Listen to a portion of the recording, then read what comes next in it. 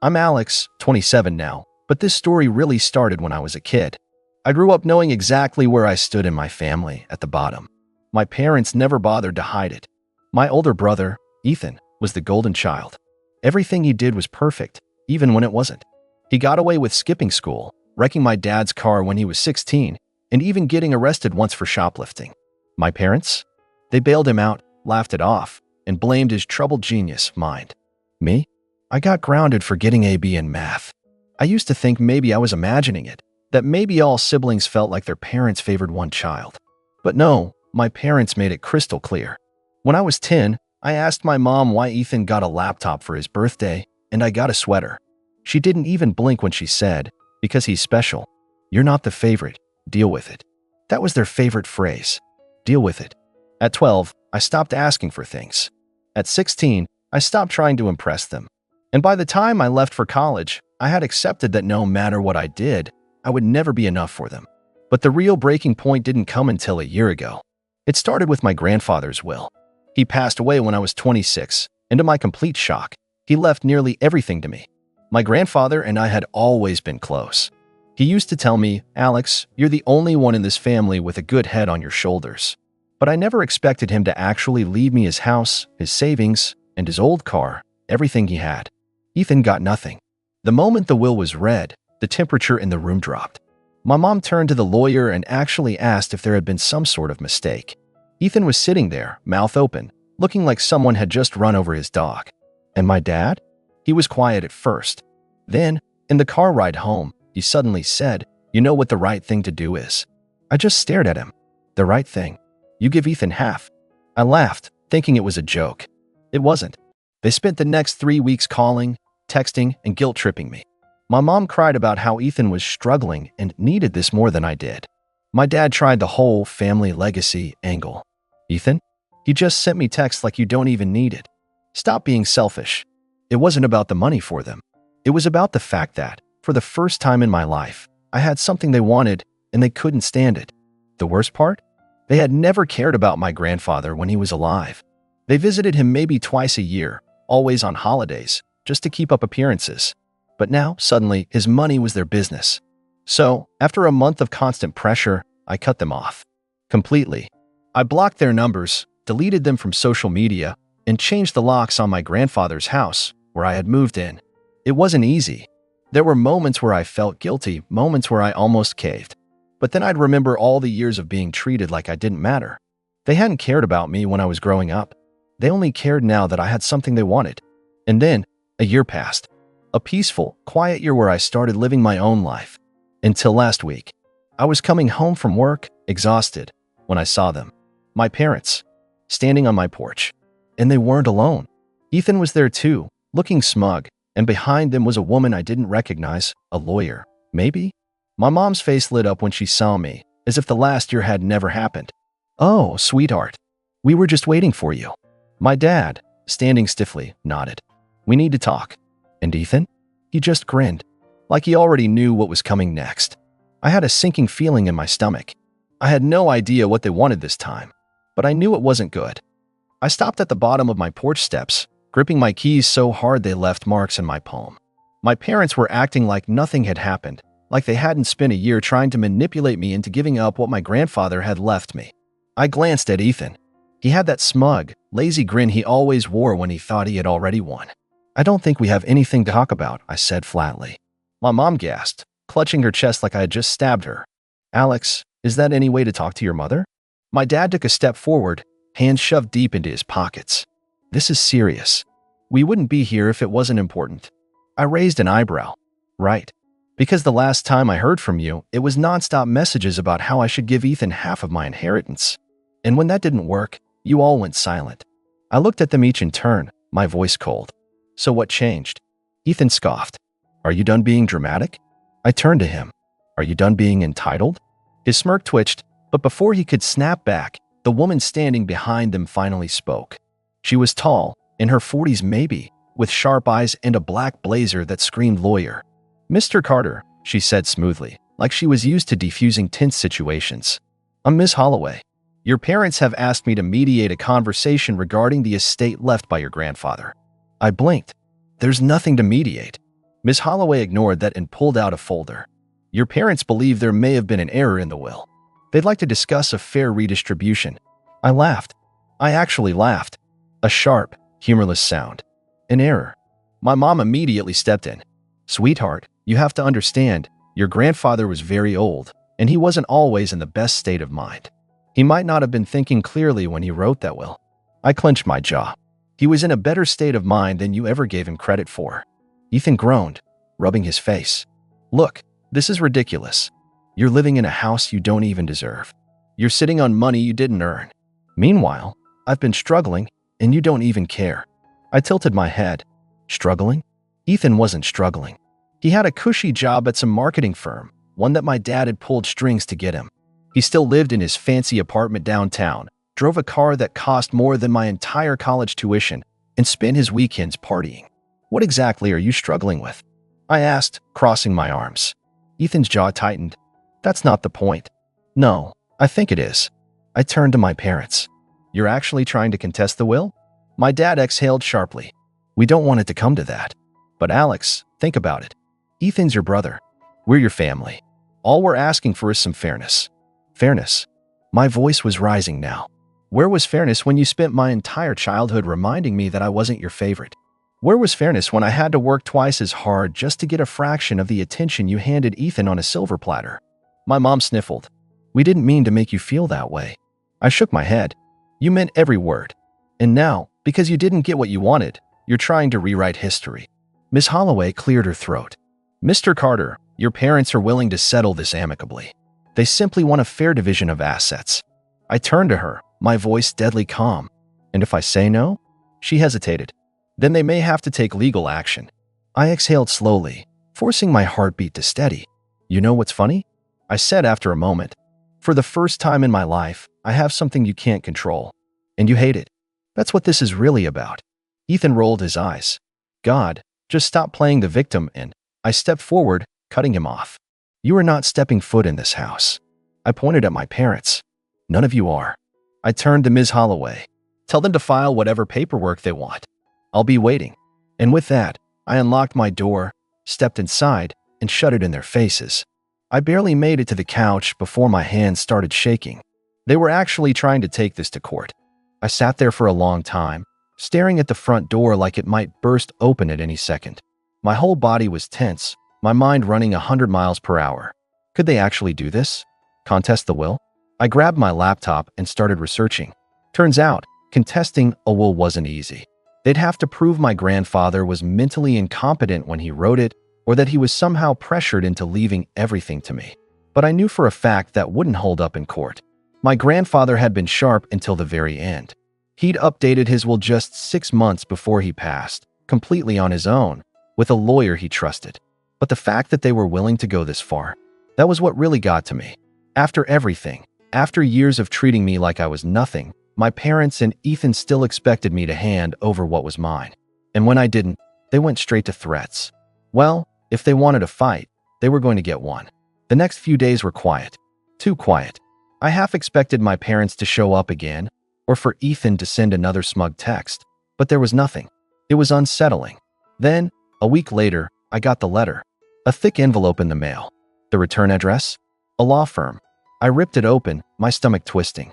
Inside was an official notice. My parents and Ethan were formally contesting my grandfather's will. I let out a slow breath. They were really doing it. The document claimed my grandfather had been influenced by me and that the will didn't reflect his true intentions. They were asking for the court to either divide the inheritance evenly, or, more insultingly, to give it all to Ethan, because as the eldest son, he was always meant to inherit the family assets. I almost laughed at the absurdity. Me? Influencing my grandfather? If anything, I had never even talked to him about his will. He had made his decision on his own, probably after years of watching how my parents treated me versus Ethan. I flipped through the pages, my hands shaking. This was going to court. I wasted no time. I called the lawyer who had handled my grandfather's estate. When I explained the situation, she sighed. I had a feeling this might happen, she said. Your parents were not pleased when they heard the will was ironclad. Can they actually win? I asked. She hesitated. Unlikely, but it depends. If they can convince a judge that your grandfather was manipulated or mentally unfit, they could get some traction. It would still be an uphill battle for them, but it'll cost you time and money to fight it. I gritted my teeth. Of course, that was probably part of their plan, to drag me into court, force me to waste money on legal fees, and wear me down until I caved. They weren't just after the money. This was about control, about punishing me for stepping out of my place. Well, I said, they're in for a surprise. Because if they wanted a war, I was ready to go nuclear. The first thing I did was go through every document my grandfather had left behind. His will, his medical records, his bank statements, everything. I wanted to be ready for anything they threw at me. And the more I dug, the more I realized something. My parents were broke, or at least close to it. They had always acted rich. My dad had a decent job, my mom liked to show off at charity events, and Ethan lived like he had an endless trust fund. But as I looked through old bank records my grandfather had kept, I noticed something disturbing. My parents had been taking loans. Lots of them. Credit lines. Refinancing the house. Cash advances. I sat back, my heart pounding. This wasn't just about greed. This was desperation. That's why they needed my inheritance so badly. Not just for Ethan, but to bail themselves out. And suddenly, I had an idea. A way to turn the tables on them completely. The next time I heard from them was through their lawyer. They wanted a settlement. Basically, they were offering to drop the case if I gave them a reasonable portion of the inheritance. My lawyer called me after reviewing their offer. They're asking for 60%, she said, almost laughing. I shook my head. Unbelievable.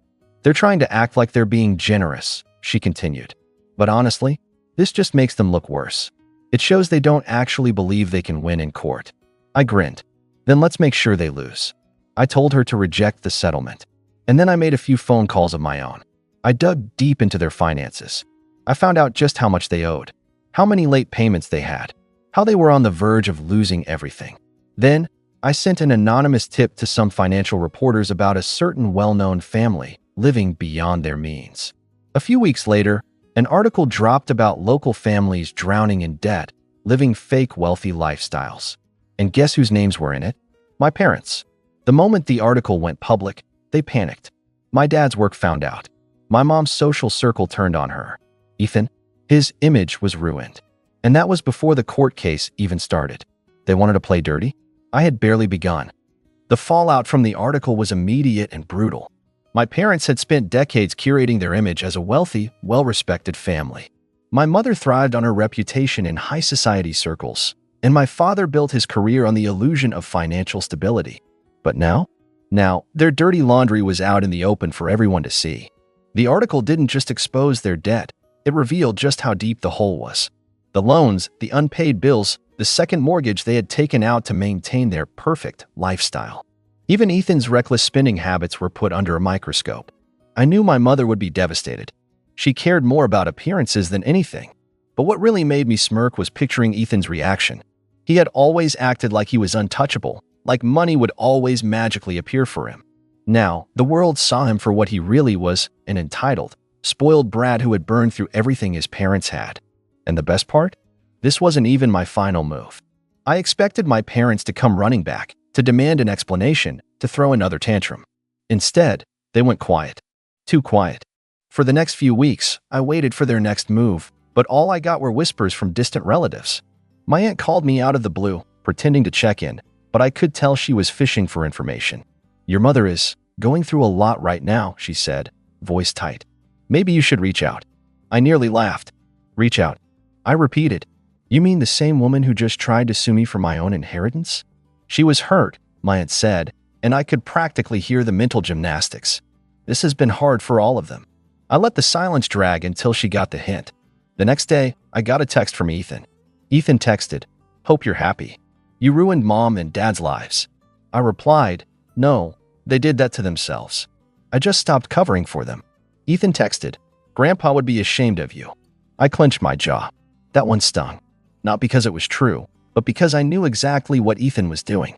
He had always been good at guilt-tripping me.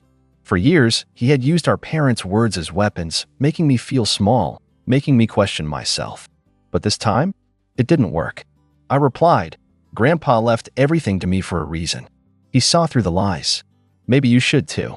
No response. Typical. Then came the court date. I arrived with my lawyer, dressed sharp but calm. My parents were already seated, looking significantly worse than the last time I saw them. My mother's usual elegance was gone, her makeup looked rushed, and the stress lines around her mouth were deeper. My father looked stiff, his hands clasped so tightly they were turning white. Ethan, on the other hand, looked furious, like a kid who had been told Christmas was canceled. As I sat down, my mother turned to me, her voice low but dripping with venom. "Are you proud of yourself?" I met her gaze evenly. "Are you?" Before she could answer, the judge walked in, and the case began. Their lawyer opened with some half-hearted argument about how my grandfather had been pressured by me, that he hadn't been in his right mind when he changed the will. But the moment my lawyer stood up, she shredded their claims apart with cold, hard facts.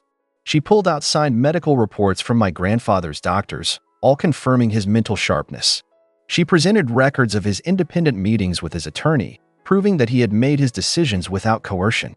Then came the real kicker. She showed a letter. A personal letter my grandfather had written to me before he passed. It wasn't legally necessary, but it was the final nail in the coffin. In it, he explained his decision. He had seen how my parents treated me. He had watched Ethan grow up into someone who felt entitled to everything but worked for nothing. He wanted me to have the resources to build my own life, free from their influence. When I glanced at my parents, my mother had gone pale. My father's jaw was clenched so hard I thought his teeth might crack. "Ethan?" He looked betrayed, as if it had never even occurred to him that Grandpa might have actually cared about me more than him. The judge ruled in my favor. The will was upheld. They had lost. After the ruling, I expected an explosion, a screaming match, some final desperate attempt to claw something back. Instead, they just left. No words, no final threats, just silence. I didn't hear from them for months. Not a call, not a text, not even some passive-aggressive email from my mother. It was eerie. At first, I thought maybe, just maybe, they had finally given up, that they had accepted their loss and moved on. I should have known better. One night, I was coming home late from work when I noticed a car parked across the street from my apartment. Black sedan, tinted windows. It had been there a few times before, but I brushed it off as coincidence. That night, though, as I walked up my front steps, the driver's side window rolled down, and there was Ethan. He looked rough, unshaven, hollow-eyed, his usual smug arrogance replaced with something desperate. He didn't say anything at first, just stared at me. I turned to unlock my door. "Wait." His voice cracked. Just talk to me for a second." I sighed, crossing my arms. "What do you want, Ethan?" He swallowed hard. "They're gone." I blinked. "What?" "Mom and Dad. They left." His fingers clenched on the steering wheel. After the lawsuit, things got worse. The debts caught up. They burned through everything. The house got foreclosed on last month. I frowned. And Ethan let out a bitter laugh. And they ran, packed up whatever they could and disappeared.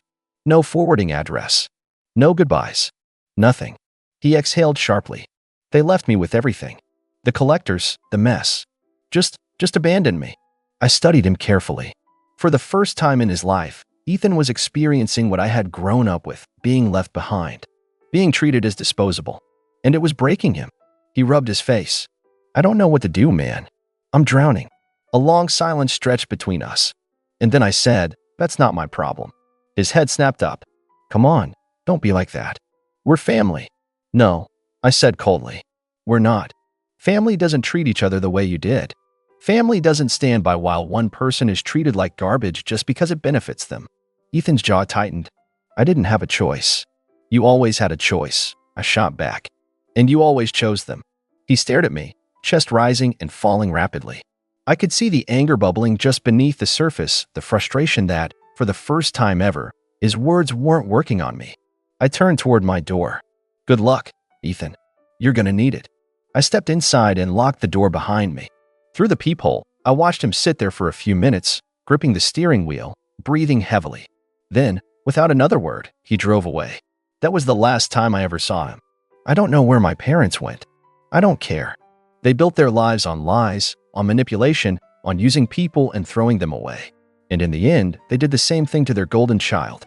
Poetic, isn't it?